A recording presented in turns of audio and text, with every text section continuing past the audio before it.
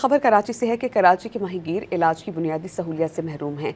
Ibrahim Hydari ready घोट में कायम मुताबिक सरकारी डिस्पेंसरीज बंद हैं और इलाके में कायम सरकारी अस्पताल में ऑपरेशन की सहूलत है। इस पर हम बात करेंगे डॉन न्यूज़ की रिपोर्टर अनम मशकूर से। अनम, अब बताइएगा, सेहत के दावे तो बड़े बड़े किए जाते हैं, सहूलियत ना होने के बराबर हैं, क्या कहिएगा इस पर? देखिए, इब्राहिम हैदरी अस्पताल की अगर हम बात करें तो वहाँ पे ऑपरेशन थिएटर तो है, लेकिन रोड़ी कोर्ट पे अगर जाएं तो वहाँ पे यही कहा जा रहा है कि वहाँ पे कोई ऑपरेशन थिएटर नहीं है।